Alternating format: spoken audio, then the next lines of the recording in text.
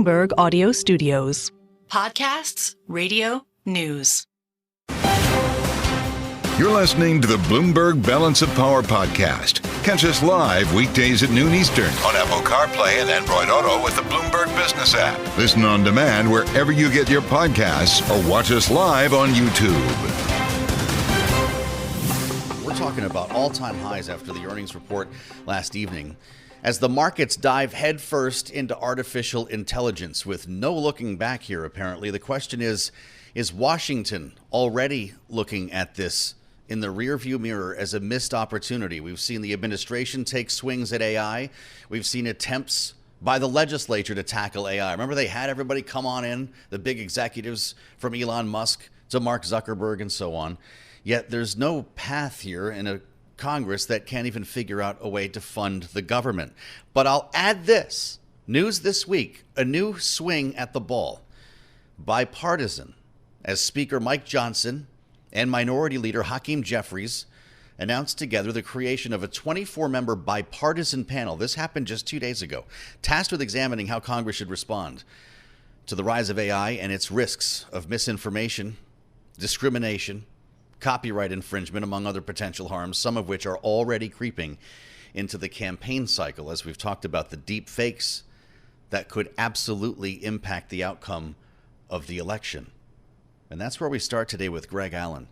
He's the director of the Wadwani Center for AI and Advanced Technologies at the Center for Strategic and International Studies, with a long career in this going back to the Pentagon and a unique sense of how the government is using AI right now. Greg, it's good to see you, and I appreciate your being with us. I'll get more specific with some questions about attempts to regulate this, but I guess broadly, the question is, has Washington already missed the opportunity?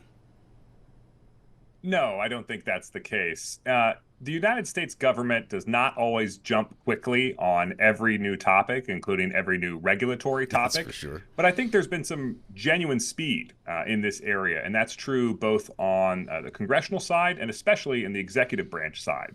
You know, the White House under the Biden administration passed an executive order on AI technology, and we're now, past the 90-day mark, and every single federal agency, met their deadlines for that 90-day period. Mm-hmm. And I think the House effort should be interpreted as the counterpart to what's going on in the Senate. And both of these are bipartisan initiatives, and both of them are aiming at coming up with comprehensive legislation sometime this year.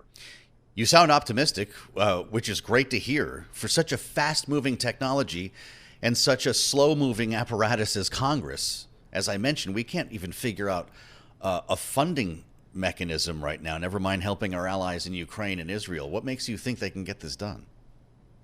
Well, getting it done when, I think, would be the critical question in that regard. Something is almost certainly going to pass, and when that occurs and under what time frame is a little bit unclear. It could happen this year, although as we get closer to the election, passing big pieces of law gets more difficult. It's also possible that it could pass during the lame duck period in between the election and the inauguration of the next Congress and the next president. Some folks who will be retiring, might be a little bit more open to bipartisan legislation and passing stuff that might otherwise be politically difficult. So those are, passages that could take place in the congressional action. On the federal agency action, you're already seeing some movement on these areas. After a recent deepfake AI-generated voice of President Biden that was falsely, used during a robocall to discourage turnout in one of the recent presidential primaries, the Federal Communications Commission has already moved to ban the use of AI-generated voices in electoral robocalls. So some of this stuff can move pretty quickly on a piecemeal basis. But on a broad basis, going after all foundation models or the large sort of general purpose AI systems exemplified by products such as ChatGPT, of course, developing these regulations and developing them in the right way is going to take some time. To what extent? Go ahead. To what extent are we actually using it already as a government, Greg? You were at the Pentagon to see firsthand in the very early stages of adopting AI, but I know it can go way beyond that. Let's start there, though, with our Defense Department. Sure. Well, the Department of Defense's flagship AI adoption initiative originally was something called Project Maven, and that was using AI for computer vision capabilities, essentially recognizing what's actually taking place and what's present in images and video. Well, that got started all the way back in 2017 and actually has a great deal to show for its efforts. So those types of things in recognizing tanks in satellite images or recognizing, aircraft in drone images, that type of technology is relatively mature at this point for certain types of use cases. For the other types of AI systems, exemplified, as I said, by ChatGPT, the Department of Defense has a task force underway called Task Force Lima that is really studying sort of what are the best use cases for this in the near term and in the long term. Task Force Lima. We had a conversation with Congressman Seth Moulton from his view on the Armed Services Committee. He wrote an op-ed that was chilling about the use of AI in weaponry by the United States and other countries. He was calling for an AI Geneva Convention, knowing that players like Russia are going to seize on this as soon as they can. Do you worry about this getting out of control in terms of an AI arms race? Well, I think the Geneva Convention is actually kind of illustrative as the nature of the problem. The Geneva Convention defined the key principles underpinning international humanitarian law and the law of war. Stuff like proportionality in your response in the use of military force and ensuring that there is military necessity of attacking a target. Well, when you've got the Russian military intentionally bombing hospitals in Ukraine, intentionally bombing civilian infrastructure, they are a signatory to the Geneva Convention, and they're openly, willingly violating it in rather cavalier terms. So I think the idea that some kind of convention is going to stop their adoption of military AI and also to stop their unethical use of military AI, the prospects are pretty grim, to be frank. That said, I think there is opportunity among democratically aligned nations, those that share the same values. The United States government has shepherded an initiative around the use of autonomy in weapon systems and codifying sort of what is the code of conduct for what constitutes responsible use.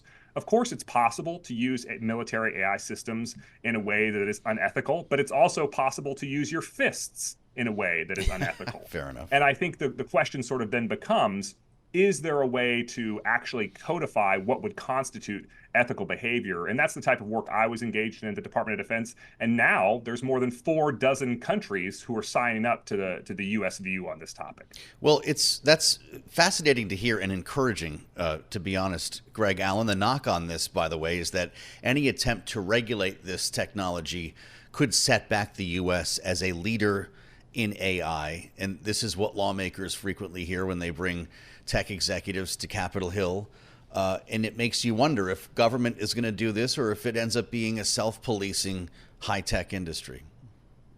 Well, I think the most advanced regulatory work in the United States is, of course, exemplified by the Biden administration's executive order. In the European Union, they just recently passed the European Union's AI Act, which is actually a much broader set of regulations that covers AI in a much more horizontal, cross-cutting fashion. So they still have to pass that version of that bill in all of the European Union's languages across all 27 countries. But that'll probably take place in April, and then various parts of this law will start entering into force over the next year, 2 years, 3 years. You know, we cover political campaigns here day in and day out, Greg, and we're starting to see, you mentioned the Joe Biden ad, we're starting to see some of the examples of AI creep into at least that part of campaigning. Some are actually using AI as an organizing tool. But when it comes to deep fakes and trying to make a message out of things, I wonder if you see that becoming a greater problem between now and the November election. Certainly. And in countries around the world that are having their elections or have already had their elections, such as, for example, Bangladesh, deepfakes have already played a reasonably large role in the electoral politics. Of course, if you can generate high quality false audio or false video of the candidate in question doing something controversial or embarrassing or unethical, you can get that now through social media or through other channels in front of a lot of potential voters. And so I think what the U.S. government and what governments around the world are thinking through is, what is actually available in the legal and regulatory toolbox to police this types of activity. Some types of speech are obviously protected. Other types are not in an elections context. And so they're trying to figure out what's available in the regulatory toolbox and what's actually likely to be effective. I'm really glad you could come spend some time with us, Greg Allen, a voice of experience on artificial intelligence, and a conversation I hope you'll think about when you hear reports of NVIDIA soaring to all-time highs today. This is the conversation that we're having about this in Washington. He's the director of the Wadwani Center for AI and Advanced Technologies at the Center for Strategic and International Studies. Greg, thank you. As we bring you to the campaign trail now, we're just a couple days out from the South Carolina primary. I wanted to talk to Laura Davison, who is on the ground in South Carolina, preparing for what could be a very ugly experience for Nikki Haley in her home state. Laura, it's great to see you. All of the data, all the polling that we've seen so far would suggest that Nikki Haley could lose by anywhere from 20 to 30 points. What's it feel like on the ground? That really is the message and kind of what you're feeling. Obviously, this is Nikki Haley's home state. She served as governor here for 2 terms, and she is popular. She was very popular as governor and remains to me, but people still want Trump. And you see that reflected in the polling. That's not necessarily that they dislike Haley, but they just want Trump more. Haley is really fighting here. She's on the airwaves. She's spending lots of money on advertising. She is crisscrossing the state, having a bunch of events. By contrast, you see Trump not even in the state today. He has an event later in Tennessee, which doesn't vote until Super Tuesday. So that really tells you how both candidates are feeling about their chances. Trump very confident, Nikki Haley fighting it out. She's making news on in vitro fertilization following this ruling from Alabama's Supreme Court. The headline on our story says it all. Embryos to me are babies. Laura, she's talking about her own personal experience. Is this resonating locally? Yeah, it has been interesting. She has been very nuanced on abortion kind of saying that she is, personally pro-life, but doesn't want to judge others who are not. And also, making it clear that, some of these bans on the federal level just aren't likely. Here in, saying that embryos are babies, she's taking a little bit more of a conservative tack. But she also was asked about that later last night and kind of seemed to walk that back and said, look, that she wants parents to be able to do what they can with, in vitro fertilization and the embryos that they create, much like she and her husband were able to do to conceive their children. You mentioned her husband. Donald Trump's been calling him out. He's deployed in the military overseas. Has been calling him out for not being present in the campaign. That could cut both ways with the number of active military and veterans in South Carolina. Laura, are people talking about it?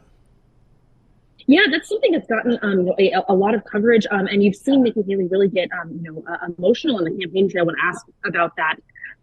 This is a very heavily military area. There's a lot of folks here, but also you see time and time again, no matter who Trump goes out for, people don't ding him. That's part of his brand. Whether he's going after people with mental disabilities or Gold Star families or deployed active military members, it doesn't really seem to rub off on him. That's something. When are we going to find out? This is going to, I'm guessing, be an early call if we're talking about a 20, 30-point spread here, Laura. Yes, we saw early calls, both Iowa and New Hampshire. Polls close in South Carolina at 7 p.m. Eastern time on Saturday night, and I anticipate we'll be seeing results and perhaps a call very shortly after that. Like it's 8:01 maybe, as we saw, to your point, in the two early states. Is turnout going to be part of this story? Turnout will be part of the story, but it's not really the biggest part. There will be some potential, for things like next week we'll have Michigan, where you have again one of those more open primaries where Democrats or independents could vote. With South Carolina, it's really the cake is baked here, and that Nikki Haley may be able to make some of the deficit by having more supporters come out or have some Democrats who liked her as governor, but it won't change the game. Wow. The cake is baked. When Laura Davison says that, it's real. Great to see you, Laura. Appreciate your reporting and joining us from South Carolina. We'll stay in touch with Laura as we approach primary day on Saturday, and we'll be able to distill the results for you, of course, on Monday. Laura makes a great point. As soon as we get back to it next week, we're talking about the Michigan primary. That's on Tuesday, and it's Joe Biden we're going to be watching this time. You're listening to the Bloomberg Balance of Power podcast. Catch us live weekdays at noon Eastern on Apple CarPlay and Android Auto with the Bloomberg Business app. You can also listen live on Amazon Alexa from our flagship New York station. Just say, Alexa, play Bloomberg 1130. Welcome to Bloomberg Radio and TV here on Balance of Power. It is the Thursday edition. I'm Mathieu in New York. Kailey Leinz with me in Washington, D.C., where Kailey, Joe Biden has got to be feeling damned if he does, damned if he doesn't when it comes to the border. We're talking about unilateral executive action, which is exactly what Republicans were calling for following the meltdown of the border deal on the Hill.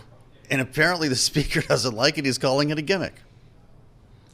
An election year gimmick specifically, considering that, yes, this is a big problem for an incumbent president in an election year, knowing he has to deal with the border issue if he wants to potentially improve his approval on that front. And what were we hearing from congressional Republicans when they were shooting down the deal that Senate negotiators had struck with the White House? It was the idea that the president already had this authority. He had the authority to make changes at the border. He just wasn't using it. And I guess the question is he going to be using it now? To help us answer this, Bloomberg's Jordan Fabian is here with me in our Washington, D.C. studios. He, of course, covers the White House for us. So Bloomberg is reporting we're looking at the Section 212F powers that were used by former President Trump and now may be used by his Democratic successor.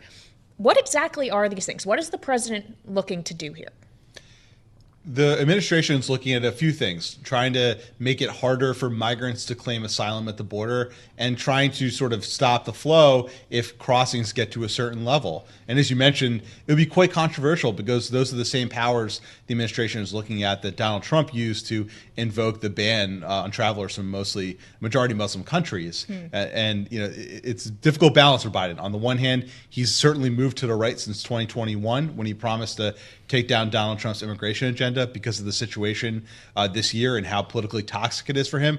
At the same time, he has a lot of voters in his base, Latino voters, progressives, who don't want to see him make moves like this. So he has to balance those priorities here going forward. I should mention that it's not a certainty he does take this executive action. Right now, it's something that's just being considered within the administration. That's important to note because it's already getting reaction out of the Speaker of the House. And I wonder what you make of the pushback here, Jordan. Conservatives have been asking Joe Biden to use executive action to deal with the border here. The Speaker's calling it an election year gimmick, as we just said. Is there something further? Is that they want Title 42 back in place? What would make Capitol Hill Republicans happy here?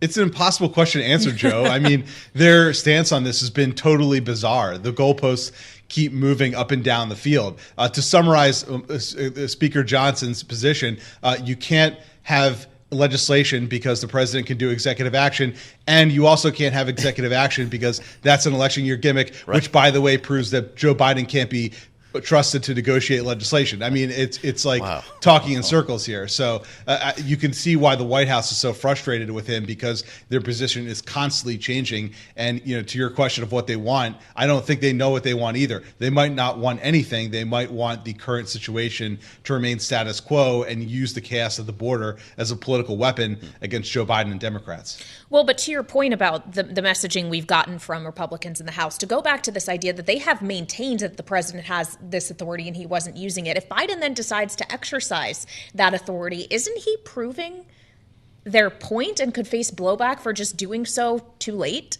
He certainly could. I mean, you can look at it that way. I think you can look at it the other way, which is that he's exhausted all the options, and this is what he has to do. And look, I mean, both sides, I think, have changed their position on this. It should be mentioned the House Republicans, one of the first thing they did was pass H.R. 2, which was this extremely hardline border bill. And so that would suggest that they also believed that legislation was necessary to fix the problem at the border. And look, you know, I've covered immigration for a long time. A lot of presidents, Barack Obama, Donald Trump, have taken executive action. What's been proven it's always on stronger legal ground to do legislation because these executive actions get tied up in lawsuits and a lot of them get struck down. So that's, I think, the point that the president was trying to make, that he needs Congress's authority to make these changes permanent and make them real. There we have it from Jordan Fabian. Good to see you, Jordan. Reporting from the White House for Bloomberg every day in Washington. I'm Mathieu in New York. Kailey is, of course, in Washington with Jordan and Mohamed Younis. I'm looking forward to this conversation. Always, we learn something from Mohamed, the editor-in-chief at Gallup. Kailey, because we're talking about a number of different angles on Joe Biden right now. It's not just the border. It's also Israel as he heads for the primary in Michigan next week. Add the economy. And we're still looking at underwater approval ratings as actual voters hit the polls. Yeah, that's absolutely right. There is a number of issues, arguably, that are working against the incumbent president, not even to speak of his age, which is something, Joe, that frankly he cannot change. He is an octogenarian, and that is just fact. And the vast majority of voters in consistent polling we are seeing think he is too old to serve another term as president. Granted, there are a number of individuals who also think that former President Trump, the likely Republican nominee, is too old. But that's not something you can fix with policy. It is what it is. That's right. As opposed to the economy, where you can have a policy, and this president likes to call it Bidenomics, as he's adopted that moniker put forth by the Wall Street Journal. And some folks don't think that's a good thing. Kailey, the consistent disconnect between the economy and approval ratings and what people think of Joe Biden's handling of the economy has just been an unavoidable story for us here at Bloomberg, and it's likely to carry through the campaign. Absolutely. And so let's carry on the conversation now. Joining me in studio here in Washington is Mohamed Younis, who is the editor-in-chief of Gallup. Mohamed, great to see you as always. Joe and I were both really taken aback to some extent in both Iowa and New Hampshire, these early Republican primary contests where we were on the ground, finding out that maybe it wasn't the economy, stupid, as much as it was immigration, as voters were going to make their selection in the polls.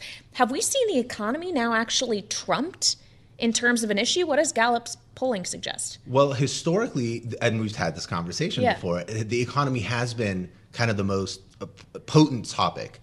But it's interesting that you mentioned immigration, because in the next coming days, what we're going to be doing is releasing our most important problem question that we ask every month. And right now, immigration is the open-ended answer of the most important problem facing America by 28% of Americans. And that is a very significant increase just coming up in the last several months. So as the situation at the border gets more critical, I think this topic is going to absolutely be coming up time and again. The other point on immigration that's interesting is when we ask people, why do you disapprove of President Biden? One of the most important and frequently mentioned subjects is, in fact, immigration, second to which only is how he's managing the economy. So both the economy and immigration, I think, are going to be really critical for Americans. They have been in the past, less immigration, but I think what's happening right now is pretty consistent. And also, other data points show that more Americans, beyond just folks who are traditionally concerned about immigration, are growing more concerned about the situation right now. Another data point we'll be releasing soon is that right now, a majority of Americans, I believe it's 55% of those that are dissatisfied with the state of immigration in the country, want to see less people coming into the country. And that's also a relative high when you look at the past, several years to a decade. So immigration is absolutely perking up as a more potent subject for people as they think about this election. Well, for voters who are going to be making their decisions based on the economy, Mohamed, it's not looking good for Joe Biden. As you wrote recently, political economic indicators not promising for the president. Sub 50% presidential job ratings have usually resulted in electoral defeat. So what are we talking about here? President Biden right now, looking at historical metrics, and my colleague Jeff Jones did a great run-up of all of the really important 5 to 6 metrics that we've looked at with previous presidents at similar moments in their presidency seeking re-election. He's behind almost every single one of them on every single metric. With the exception of President Carter on some of them, he definitely is behind. And I think that's a really important thing to realize and keep in the forefront of our minds as we look to November. However, We're also seeing now the third month of continued improvement in Americans' economic confidence in the situation with the economy here at home. So our economic confidence index asks Americans to think about the economy right now and where they think it's going, essentially. And this will be the third month where we've seen an improvement. So that's moving in the right direction. But a lot of these other traditional historic metrics are not promising for President Biden. His 3-year average at 39.8% has him behind everybody but Carter at this point in their presidency. And that number now we're going to release later this afternoon will be 38, which is our new number that actually isn't published yet. But when we come out with that, that means that he's now almost 2 points below his own 3-year average at this point in the campaign. So it raises the question of what he is going to be able to campaign on or to try to do to improve his image. What issues can work in his favor? And I want to ask you about abortion specifically because we know that has resulted in a very high voter turnout in Democratic victories in the midterms and in some other special elections across a number of states. And of course, we've seen just within the last week in Alabama, the Supreme Court there ruling that an embryo is a child, a life that must be protected, calling into question IVF treatments, fertility treatments that even conservatives have been very public about supporting broadly. This kind of fertility treatment is supportive. How do you think that may serve as a catalyst come this November, when we're even further out from the overturning of Roe versus Wade, and yet you're still feeling the effects with new developments like this one? It's interesting that this is a topic now that will be implicated into the public conscience really through local decision making, right? Because that's where a lot of these things happen, as the situation you just mentioned. Overall, what we found in our decades-old trends, after the Dobbs decision, America has increasingly become slightly, not dramatically, but more identifying more as pro-choice. And those who are experiencing dissatisfaction with the state of abortion laws want to see less, not more restrictive laws in the country. Roe v. Wade was an interesting case in that over 6 in 10 Americans didn't want to see it overturned. So it was by nature a uniquely unpopular decision. What's interesting is that since then, what we've seen is a slight cooling of those temperaments. So, for example, people identifying as pro-choice, it was 55%. Last year, it's down to 52% this year. So it's that cooling you see consistently across those metrics. The other thing that's important to keep in mind is that people who identify as pro-life are also on the uptick now. So we're kind of in a recalibration moment in terms of public opinion reacting to the Roe v. Wade overthrow. But again, the more that these state decisions bring this topic back into focus, the more the significant, now 28% of Americans that say that the candidate they vote for has to share their views, and that's increased notably since Roe v. Wade. Those voters are going to be mobilized by that national focus, and it's going to show in their vote. Pretty incredible to think about it, but the State of the Union address is 2 weeks from tonight. Mohamed, in our remaining moment here, based on your metrics, when the president says the State of the Union is strong, will a majority of Americans not believe him? Most Americans have been dissatisfied with the state of affairs in the United States now for quite a long time, for years, and that predates President Biden. So I think that's going to be a hard sell just for the average public. What's really going to be interesting politically is how many of the folks that consider themselves to be independents will be drawn by his argument, and to what degree outcome or really turnout is going to determine how this election ultimately goes, as with all elections. But most Americans are pretty negative on the state of national politics and national policy on many fronts: immigration, abortion. I mean, it breaks on each side. But I don't think just one speech is going to get that done. We're always smarter for some time with Mohamed Younis. Great to see you, Mohamed. Thanks for coming by our Washington bureau. As always, the editor-in-chief at Gallup. I'm Joe Mathieu in New York, Kailey, Leinz in D.C. We assemble our panel next for their take on what we're talking about here. Lester Munson and Pat Dennis are on the way in. This is Bloomberg.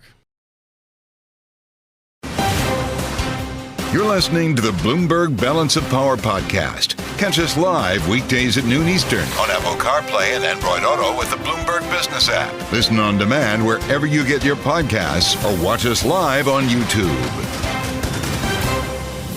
Welcome back to Balance of Power on both Bloomberg Television and radio, where we always have our eyes on the polls on this program as we get closer and closer to not just the upcoming primary contest in South Carolina, but ultimately what's looking likely to be a general election matchup between Trump and Biden come November.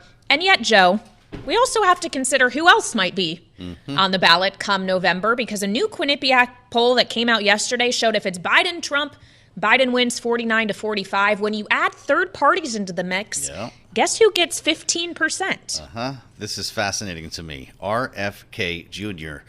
Kailey, we've been hearing Democrats, and many of them on this program, gnash teeth, wring hands over the idea of a no-labels candidate, and we could still get one, presumably, after Super Tuesday, but much less chatter about this man at 15%. I don't know if you're reading into these polls to the extent that we should be here on a national poll this early on, but that's a real number, Kailey, and it would put him on stage, I believe, in a general election debate, which is something to consider at this point. That's where we want to start with our panel. Lester Munson is with us, Republican strategist, BGR Group, alongside Pat Dennis, Democratic strategist. He's the president of American Bridge. Pat, of all the things that keep you up at night, is it no labels or RFK Jr. that could provide the real nightmare? It's absolutely both of them. To be clear, lots of things keep me up at night, but they both come back down to this fundamental Trump math problem, which is he can't win unless he's able to divide the anti-Trump coalition. And, you know, at American Bridge, we've been digging through RFK's financial filings, and it's no surprise that one of the biggest donors to Donald Trump is also the biggest donor to RFK's super PAC. So it is a real worry for us. It's something we're taking extremely seriously. But sort of the nice thing about RFK is voters who don't know anything about him tend to be the ones who support him. The second they learn anything about his positions, his personality, the things he's done, they flee the RFK train pretty quickly. So that's really what we're focused on, is making sure people are aware of his extreme positions.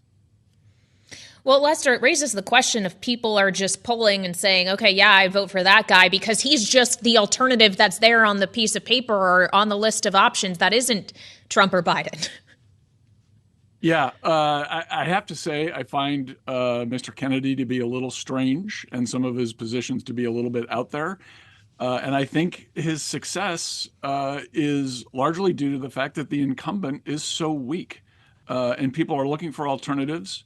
Mr. Kennedy, I think, age 72, seems to have some youthful vigor compared to the other candidates. Maybe that's a big factor here.